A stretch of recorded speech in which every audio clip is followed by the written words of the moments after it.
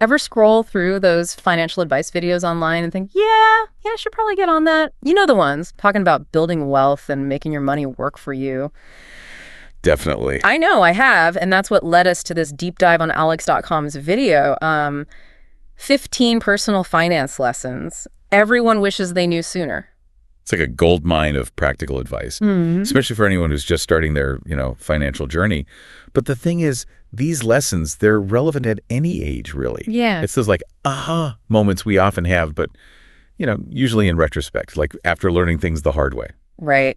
If only someone had told me this sooner, right? And they don't waste any time getting to the good stuff either. One of the first points they hit on is how delaying saving can really, really come back to bite you. Oh, yeah. Later, that whole like work hard, play hard mentality in your 20s and 30s can easily turn into uh-oh territory down the line. Yeah, it's the trap of lifestyle inflation.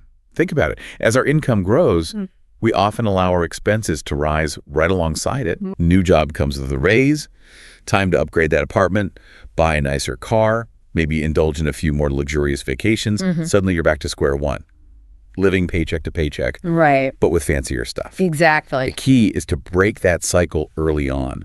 So instead of letting your lifestyle, eat up those pay increases, prioritize putting a portion of that extra money directly into savings. Yeah, pay yourself first. Exactly. Speaking of paying yourself, the video then dives into the power of compound interest. Yes. And let me tell you, they don't hold back on the enthusiasm. As they should. This is where things get really exciting.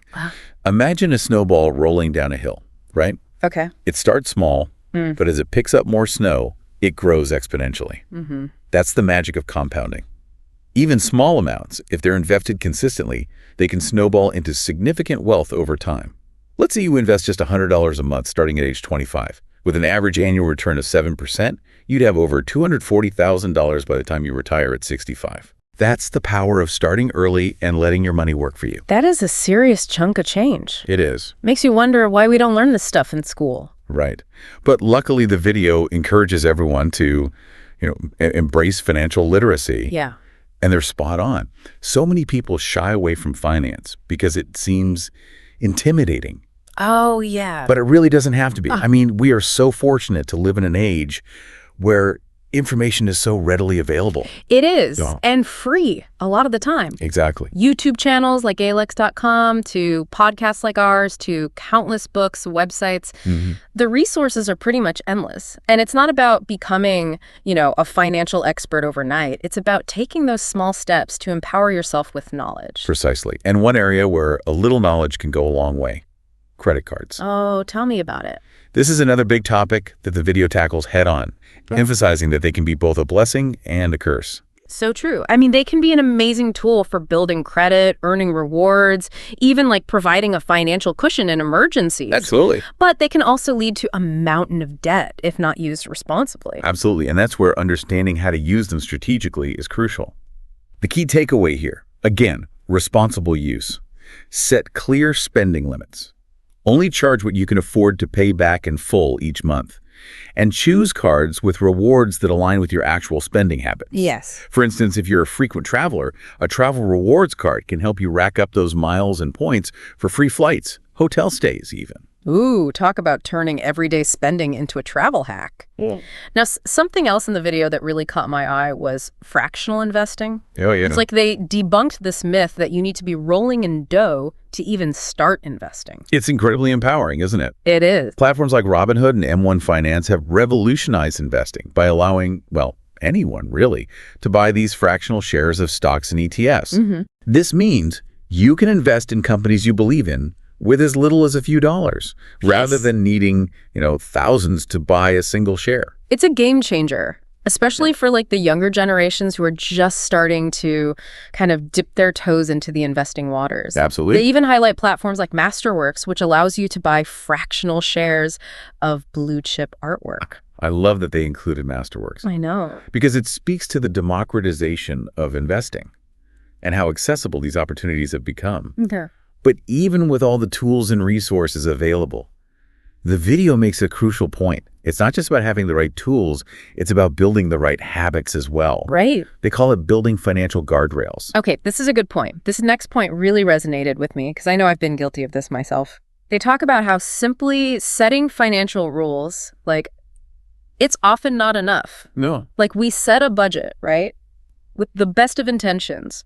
But then, well, life happens. An unexpected expense pops up, there's a sale you just can't resist, or that whole treat yourself mentality kicks in. Happens to the best of us. It does. It's about recognizing that willpower alone, it's often not enough to resist temptation. Yeah. We need to create systems that automate good financial habits and kind of minimize our reliance on just willpower alone. It's like taking the decision-making power away from our impulsive selves and, putting it on autopilot towards our financial goals. Exactly. And speaking of goals, the Alex.com video, they also emphasize the importance of having a clear financial plan, like what they call your prime directive. Okay, I love that Star Trek reference.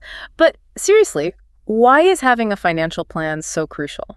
Imagine setting off on like a cross-country road trip without a map or GPS. Oh, no. Right. You might eventually reach your destination, but it's likely to be a long, confusing, and potentially expensive journey. True. A financial plan, it's like your roadmap to financial success. It provides clarity on where you are now, where you want to be in the future, and the steps you need to take to get there. So it's about being intentional with your money and making choices that support your long-term vision rather than just like reacting to whatever financial situation kind of comes your way. Precisely. And a well-defined financial plan will typically address those key areas, like saving for retirement, managing debt, investing for the future, and, planning for unexpected expenses. Right. Because those always pop up. Always. They share a pretty compelling story in the video about a woman who wished she had taken retirement planning more seriously earlier in life. Yeah, that story really hit home, didn't it? It's a stark reminder that retirement, it might seem ages away when you're in your 20s or 30s. But the earlier you start saving, the better off you'll be. Even if you can only spare a small amount each month, the power of compound interest, means those contributions will have decades to grow. Yeah, it's a classic example of delayed gratification, right? Yeah. But the payoff is huge when you reach retirement age and, have comfortable nest egg to enjoy those golden years. And it ties back to that concept of lifestyle inflation we discussed earlier.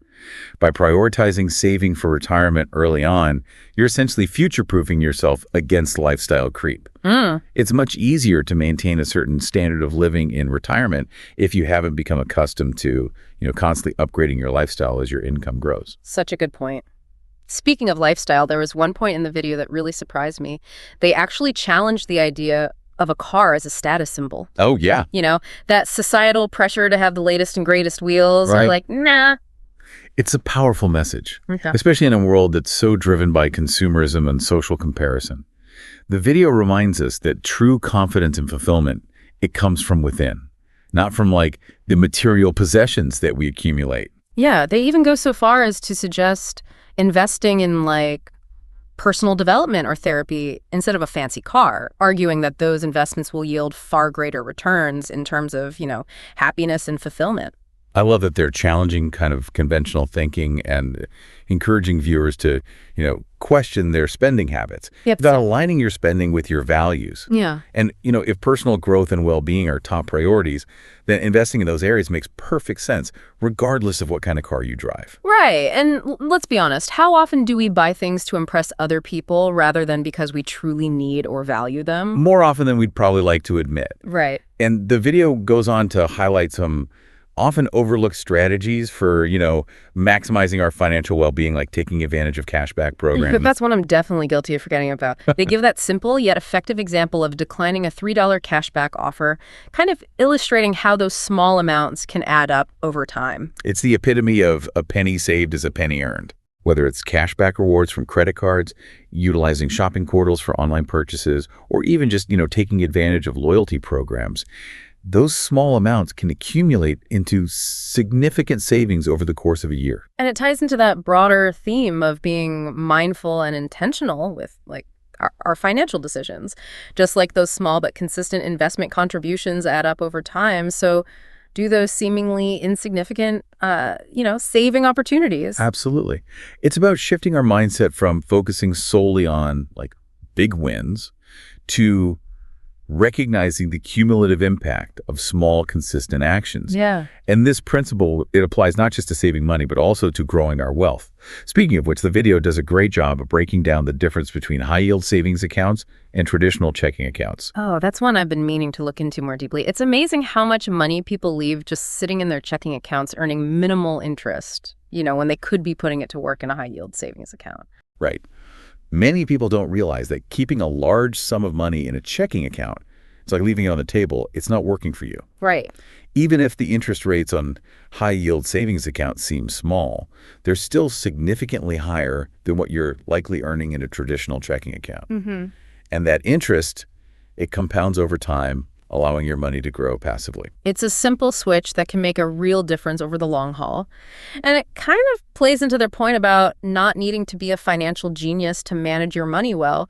You don't need, these complicated investment strategies or insider knowledge to make smart financial decisions. Exactly.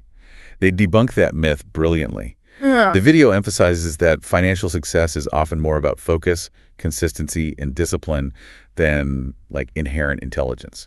Right. So it's about building those good financial habits, like regularly checking your bank accounts, tracking your spending, and just making saving and investing a regular part of your routine. It's like going to the gym. Yeah. You don't see results overnight. Yeah.